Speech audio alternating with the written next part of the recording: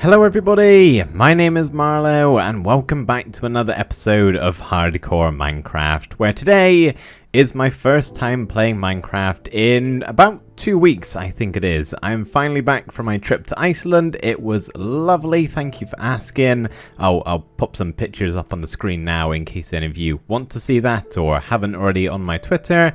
It's a beautiful country. I loved it so very much. As I said in 2 episodes ago, took a camper van all the way around the island. It was adventurous, surreal, and just a wonderful time. I've thoroughly enjoyed myself. Kind of glad to be back. I'm a little bit tired, I must say. So we're going to keep today's episode nice and simple. Not going to do anything too demanding of myself. But yeah, I'm back playing Minecraft. This all feels very weird. I gotta get used to the controls again. So before I talk about what build we're going to be doing today, even though I'm sure it says in the title and thumbnail, let's have a quick talk about what we did in the last episode, which was making a little fox pen over here. And you can see that I haven't been in this world because our 2 baby foxes, this one has a bush in his mouth, are still babies. They haven't grown up yet. And I saw some people saying in the comments that I need to hire these walls because they can jump over if a chicken walks by. And you would be correct. I'm just going to bank on no chickens walking by. I haven't really seen any in the area. So hopefully they just stay away from the pen here and my foxes should keep safe inside. And I also got a bunch of name suggestions from all of you, which I will be deciding on what to call all 4 of these wonderful friends shortly. But for right now, let's go do something else. So today I would like to start a little project inspired from my trip away to Iceland, and hopefully we can actually finish it today. As I said, I don't have anything too major in mind of what to do, but basically I would like to make a nice little geothermal spot, maybe with some hot springs and a waterfall. Pretty much just a bunch of stuff that I saw whilst I was over taking a trip around the country. So yeah, that's what I want to do today. Make a geothermal hot springs area. The trouble is, I have no idea where to build it. Certainly nearby my starter area here. That's kind of what I'm trying to do. Condense everything into a small section of the world instead of going really far away. I'm thinking we do it somewhere over this hill and kind of in this like stone area. I'm just going to have a peruse around and see if any of the spots stick out to me. Maybe this little spot right here, just in this corner, right outside the Deep Slate Castle. Or maybe somewhere nearby the Crystal Cavity. I quite like the look of this area here, although it is quite far away from everything else. Okay, I think I've got it. So just behind the stables here, we actually have a bit of a walk-through cave. And I think this could be an awesome like opening to the hot springs. So you walk through here, and then we got this already craterish look that we could turn into like the main part of the hot springs and make some smaller pools connected and possibly incorporate this cave into it somehow. And then we got up here, we could maybe have a waterfall starting. Yeah, I think this is going to be the perfect spot. Plus, it's fairly nearby everything else. I think the very first thing I'm going to have to do here is terraform. So not really adding in any detail whatsoever, just kind of shaping the terrain so it's actually going to work. Like for this instance right here, we just have an opening. I'm going to have to fill this in and kind of smooth out the ground here and make it look nice and natural, but so that it suits what I want to do with this area a little bit more. Hello, zombie. Also going to have to go light up that cave too. Would definitely be a good idea.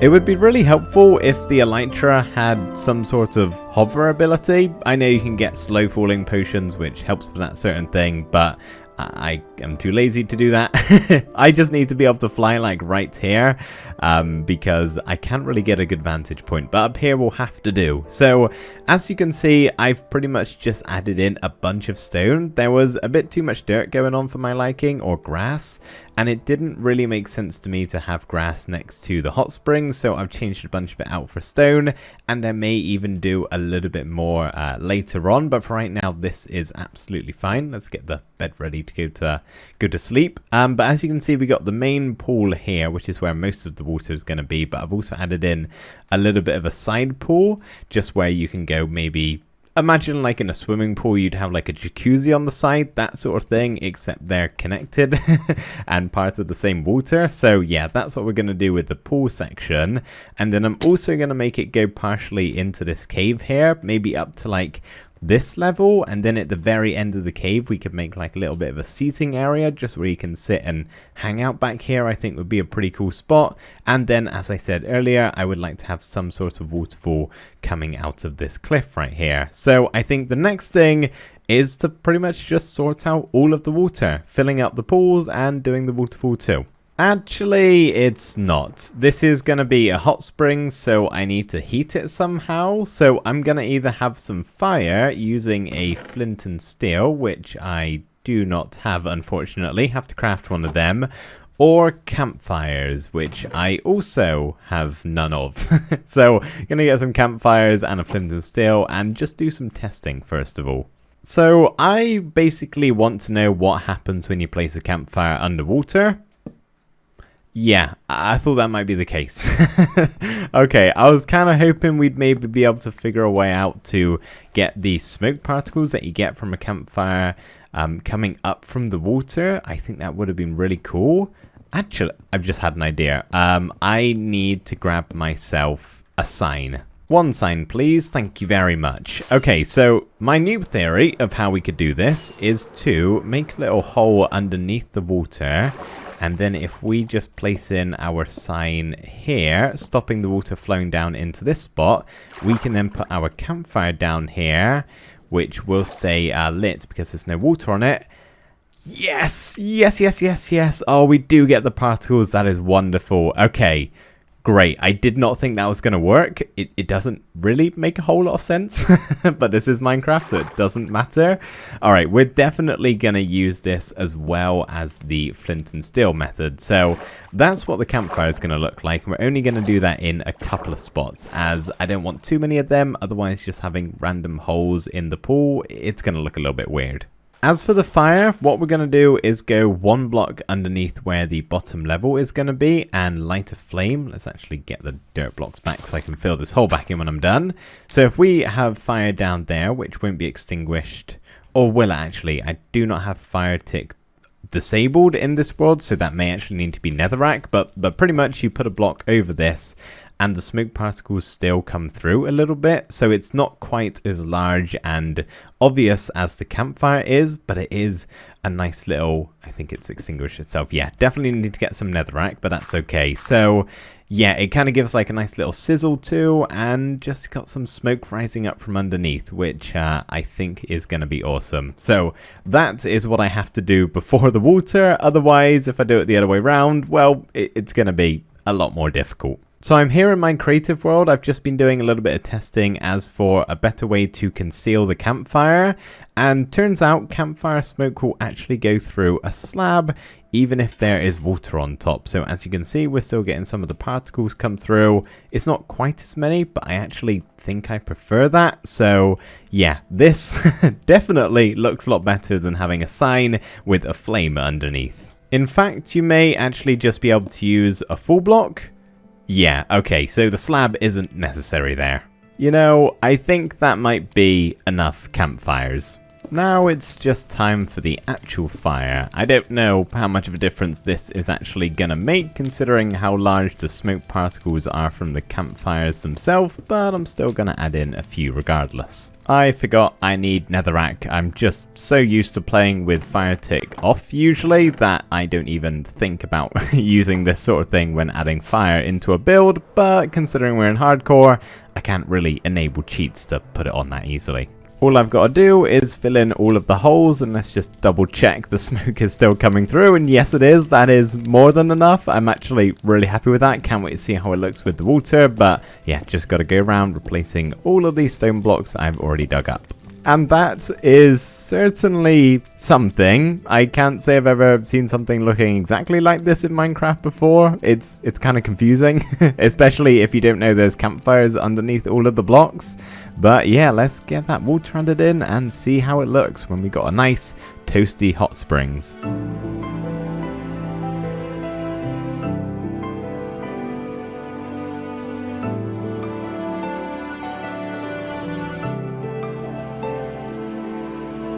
Oh man, just looking at this makes me feel really quite warm. So whilst I was in Iceland, I went in a few of these hot springs, and they are really nice. They are so comforting. I can see why they're so popular, but just from looking at this, as I said, I feel kind of warm. I wish I could have some sort of like 4D sensory experience just from being in here, but unfortunately, I can't. That technology does not exist just yet. But still, it makes me feel really nice and toasty, and I love it. I think this looks amazing. Obviously, we're not done just yet. There's other things I'm going to add in, such as our waterfall, and maybe do some more shaping of the terrain, possibly get some slabs and stairs involved, and also maybe some other blocks so it's not just completely stone everywhere. So let's see, where should I put the waterfall? Definitely somewhere up here. I'm thinking maybe on this spot might be okay. Let's place it down and see how that kind of cascades. Pretty simply. Okay, I thought it might hit some more rocks on the way down, but obviously not. How does that look? Maybe if we have like an extra little block at the bottom here, kind of just trying to shape the water a bit so it... Does that look worse or better? I kind of think that looks worse in a way. The trouble with water is when you're doing this sort of stuff, once you place a block and mess it up, you gotta get rid of it all, wait for it to go down, and then try again. How does that look? A little bit better. It is similar to what we had before, but this one, it twists ever so slightly at the end instead of just being like a big bit at the bottom in a straight line. We got a little bit of direction change here at the bottom, which I think I like. Yeah, that's good, except from the fact it's all over dirt, which doesn't really make a whole lot of sense, so gonna do some more stone replacing up here.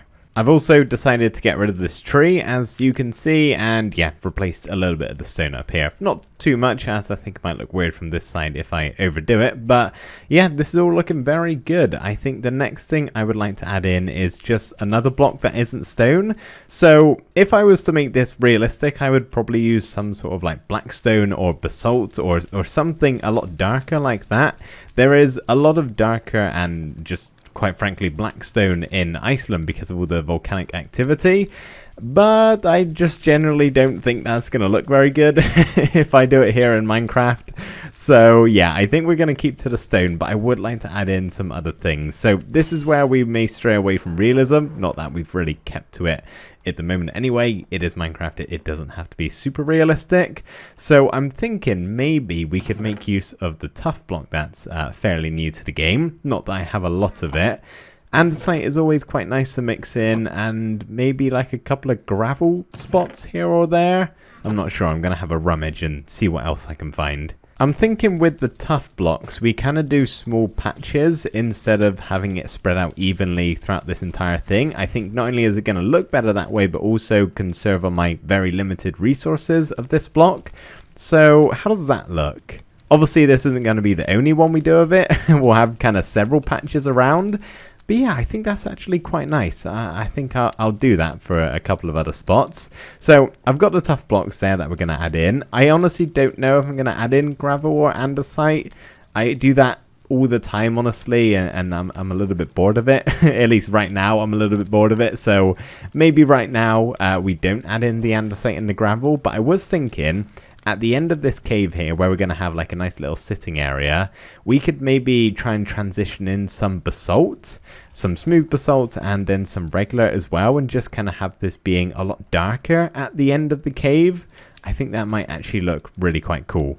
It would also be cool to add in some basalt pillars, and I don't mean the formation in the nether or the block, even if that is a thing. Okay, no, basalt pillars aren't really a thing. That's what I think these are, but no, it's the big long lines that form in the new nether generation. I say new, that was 1.16, a little while ago. But I mean actual real life geological formations of basalt pillars, basically just how the land is formed through all of, once again, the volcanic activity.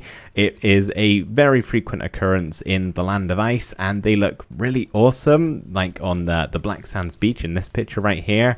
Those pillars, it's what are called basalt pillars, and they look pretty sweet, I must say. I'm not sure if I really have the right build for that sort of thing, though. I need something a bit more grand if I want to be able to pull that off, because, you know, I could do something like this just kind of on the side, but I mean, yeah, it doesn't look great, does it? So maybe we avoid that one for today. Is 4 patches of tough enough? I'm not sure if it's tough enough. I'm gonna add in 1 more over here in this corner. Perfect. And the finishing touch at the end of the cave is going to be some lighting that isn't torches. So as you can see, hang on a second, you cannot see now because I've just broken the torch. Let's place 1 there, and maybe that's too close actually. Are you guys also really finicky about these sort of things when you're just adding in tiny little details and it doesn't really matter where you place it, but you're still quite picky about it? Sure, that looks fine. So yeah, at the end of the tunnel here, we've added in some basalt, kind of mixed in the smooth basalt and the regular one, just to get a bit of texture variation, and tried to slowly transition it into here. I think it's an okay job. Unfortunately, there's not basalt stairs or slabs, at least I don't think there is. Correct me if I'm wrong. But we've just made like a little bit of a seating area around here. I think that actually looks better if we place it like that. So yeah, if you want to just hang out at the back of the cave here, you can come and sit on the seats at the back, which is pretty neat. I do quite like this little feature. So there we go, everybody. That is our geothermal hot springs fully complete, and it's time to take a dive into the nice hot waters. Very, very refreshing. Not that you can, you know, really swim around this fast in them. I mean, I guess you could, but they're very shallow usually. But yeah, this is awesome. So there were a couple of other things that I was going to try add in, but I just tested some things out of my creative world and I couldn't really replicate them that well. So yeah, just going to leave it as this for now, as I don't really want to ruin what is something I'm actually really quite happy with. So yeah, there's a nice little geothermal hot springs to take a dive in whenever I want.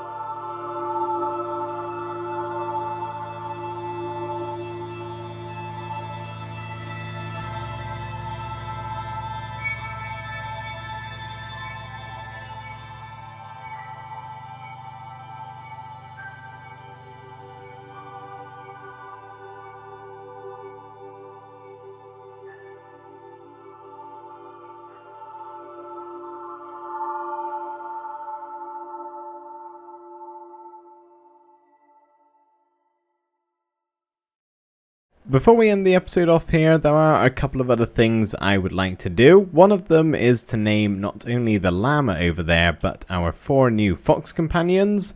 The trouble is, I have a total of 1 name tag. Now, how many emeralds do I have? That's the next question. I do have enough, maybe to buy some name tags from our villagers, who I've meant to be trading with, but honestly I've kind of just forgotten their existence. My bad, guys. Let's hope you're all still here. This is where my librarians are. Good. These are the main ones that I want to stay in place. Do any of you have any name tags for sale? No, you don't. Maybe I could trade my way up there with this guy? I've went ahead and grabbed some paper too, as I don't think I can do it all with emeralds. I have a few, but not enough.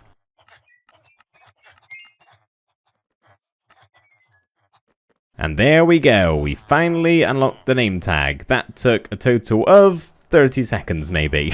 Not too bad at all. So good sir, I will take 1, 2, 3 and 4 of these. Thank you very much. So our good llama friend here, who was chucked off the cliff by a goat up there, is going to be called Sky, which was actually suggested by like 3 different people. So yeah, thank you to those of you who came up with that name. I think Sky is very well fitting for this llama.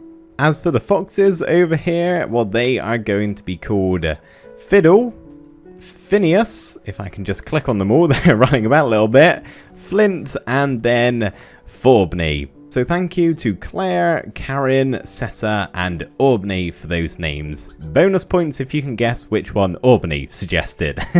So I think that, everybody, is where we're going to have to call it for today's episode. Once again, I know we haven't really done a whole lot today. We haven't done like a really big build, but as I said at the start of the video, I'm still quite tired from my trip, so I didn't really feel up to too much today. Plus, I was feeling inspired from my trip to do something related to it. So yeah, I hope you guys like this build. Thank you ever so much for watching, and I will see you in the next episode. Bye for now.